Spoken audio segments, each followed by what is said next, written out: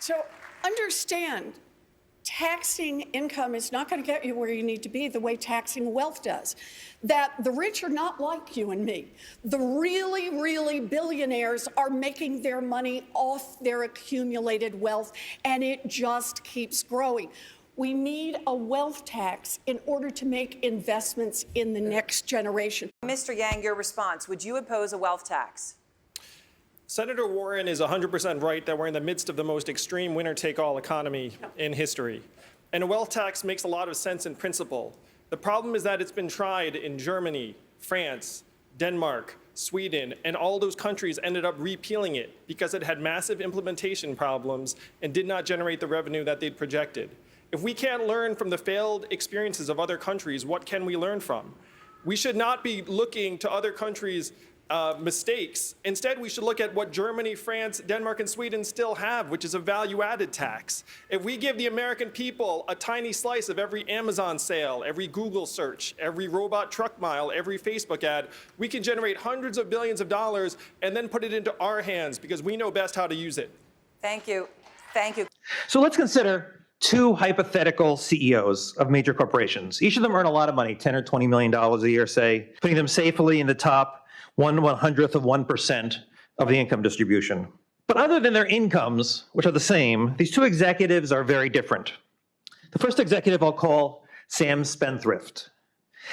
He uses all his money living the high life, drinks expensive wine, drives Ferraris, flies his private jet to lavish vacations. He gives large amounts to political parties and candidates, hoping these contributions will get him an ambassadorship someday. When that doesn't work, he spends large sums financing his own quixotic run for the presidency. Okay, the other executive I'll call Frank Frugal. He makes just as much money as Sam, but he takes a very different approach to his good fortune. He lives modestly, saves most of his earnings, and accumulating a sizable nest egg. He forgoes the opportunity to influence the political process. He's not really very political. Instead, he invests his money in successful startups, which he happens to be quite good at identifying. He plans to leave some of his wealth to his children, grandchildren, nephews, and nieces. Most of his wealth, however, he plans to bequeath to the endowment of his alma mater, maybe Harvard, where it will support financial aid for generations to come. Okay, now ask yourself, who should pay higher taxes? Sam Spendthrift or Frank Frugal? Now, I can see the case for taxing them the same. After all, they have the same earnings. One might say that how they choose to spend their money is not an issue for the government to judge or influence.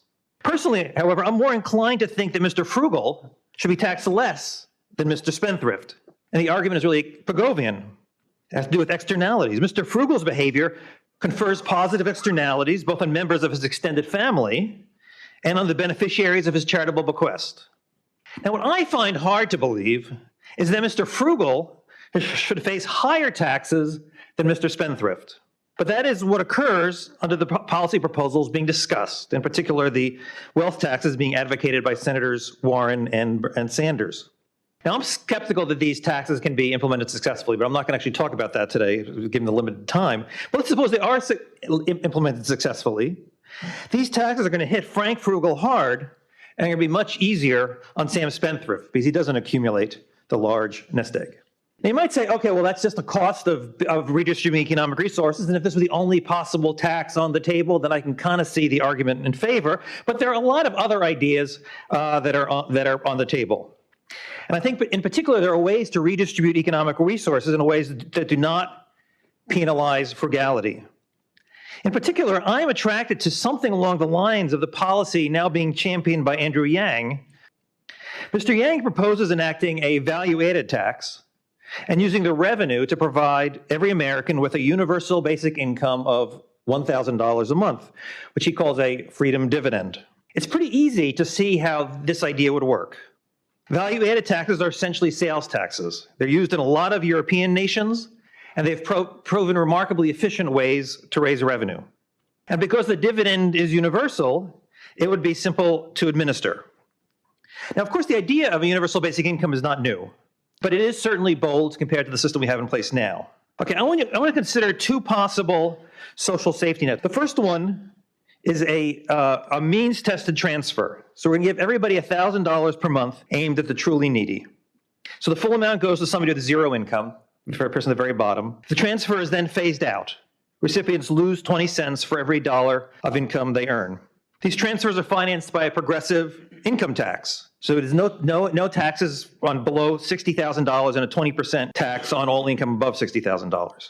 Now, the second policy is closer to what Mr. Yang is proposing, a universal transfer of $1,000 per month for every person, financed by a 20% flat tax on all incomes.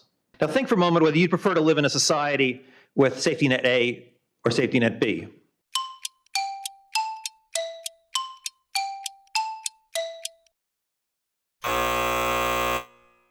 I did actually take this to a bunch of Harvard students, Harvard undergraduates, and I gave them exactly this experiment, and they were unequivocal in their preference, absolutely unequivocal. Over 90% said Plan A is clearly better. And the arguments basically ran as follows. Plan A targets the transfer payments on those who are truly needy. As a result, it requires a smaller tax increase. Moreover, the taxes are levied only on those people with really high incomes. Plan B is crazy. Why should rich people like Bill Gates and Jeff Bezos receive government transfers? They don't need it. And if they give it to them, they have to raise taxes more to pay for it. Well, superficially, you can see these arguments seem appealing. But here's the rub. As the economists note, these policies are exactly the same. Look at the net payment, that is taxes less transfers. Everyone gets exactly the same under these two plans. A person with zero income gets $12,000 per year in both cases. A person with an annual income of $60,000 gets exactly zero. A person with income of $160,000 pays $20,000 in both cases. And everyone faces the same set of incentives, a 20% effective marginal tax rate for every dollar of income. In other words, everybody's welfare is identical under the two plans, and everyone faces the same set of incentives. The difference between Plan A and Plan B is only a matter of framing. I bring this up. This is kind of obvious to the economists in the audience, but I bring this up because I think it teaches really two important lessons. First, if somebody finds something like Plan A attractive, which all my Harvard students did, and once they sort of recognize the logic that it says Plan A and Plan B is equivalent, they should find something like Plan B attractive. Many critics of universal basic income seem to fail to make this leap. But once you see the equivalence of Plan A and Plan B is much easier to embrace. And I think it looks even better when you realize that universal benefits and flat taxes may be easier to administer than means-tested benefits and progressive taxes. The second lesson from this example is how misleading it is to focus on taxes and transfers separately. Now, it is fully accurate in comparing Plan A and Plan B to say that Plan A has lower taxes, Plan A has more progressive taxes, and Plan A has more progressive transfers. That's all true. But so what? Those facts don't stop it from being precisely equivalent to Plan B. The equivalence of these two plans is clear only when you consider taxes and transfers together. Now, I stress this fact because it's all too common to see academic papers and media articles describe the distribution of taxes without considering the distribution of the transfers they finance. From my perspective, such presentations of the data are incomplete to the point of being deceptive. With that kind of incomplete reporting, you would conclude that that a society using Plan A is a more progressive society than a society using Plan B.